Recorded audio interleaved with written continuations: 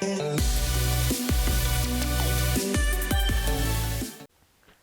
guys, it's Drac and we're back with another vintage review. I know you guys love the vintage reviews, and so I dug this out of the storage unit and it barely works. Now when I say it barely works, I want to explain exactly what this is, how it works, and why I think it barely works. Okay, so with all that in mind, this is what's inside. So this is the plunger system, this is a pump, it pumps air into this is a bladder, and then this is a pneumatic check valve. Now you can see that being that this is a 1999 Nerf Wildfire, this cabling and hosing is pretty old, so occasionally it cracks as it dries out, and when it cracks, it leaks. So this is what it looks like, the way this check valve kind of flips through and then pumps air through this sort of spring-powered piston. Maybe this one will work.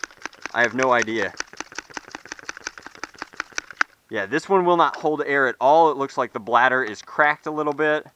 Kind of a shame. But this one is leaking and in its shell and slightly functional. So, the 1999 Nerf Wildfire is part of the Airjet Power Plus line, which means it's got a clear window where you can see, again, this plunger inside. And then here, it has a valve, empty to full, and it's going to start leaking immediately when I start priming it. Now, it also suffers from what a lot of the old Super Soakers did, where this starts to get worn out. So these are quite fragile and hard to find in functional shape just because of the nature of air blasters. Now, they're easy to repair, but I didn't have time to repair this one before making the video. It also came with a bandolier which snaps on here and here, but isn't a very sturdy bandolier because it has built-in brakes in the bandolier.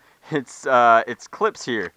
Had to whack that mosquito. I'm the only bloodsucker on this channel. But I really like the 90s flavor of this. The neon orange with the overspray is just super duper cool to me. On the blue with the yellow, it's just like lots of neon, screams Nerf to me. It's actually the reason I bought these Nikes specifically, is because I love this kind of color pattern and scheme. So 20-shot turret up front, and obviously full auto with those pneumatics. Very similar to the Rapid Fire 20 before it.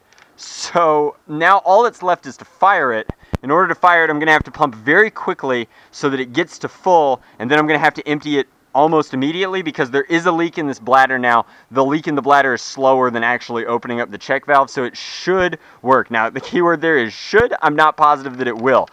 Before I do that though, I want you to go ahead and like this video. And I normally don't ask you to like my videos, but you should like this video because A, it's a vintage review, which means that it's tricky to make, and B, I spent forever finding enough vintage micro darts to actually fire a full volley out of this thing. It's got taggers, it's got old school suction darts that are just beat from back in the HVZ days, and that was a ton of work. So let's fire the Wildfire. Wildfire squared.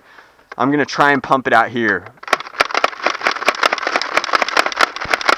See how it's slowly inflating and then losing that pressure immediately? That's what I was talking about. Oh, don't fail me, Wildfire.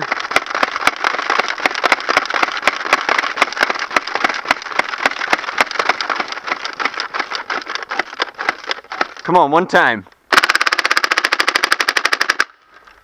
Dart hose. See how that works? That's so cool. They don't make air-powered Nerf blasters anymore, which means this kind of rate of fire now requires batteries. I just think that that's really neat. Hopefully you enjoyed this look at a blast from the past, or a blaster from the past-er? Question mark? But thank you very much for watching. I hope that you enjoyed this. I love making vintage reviews.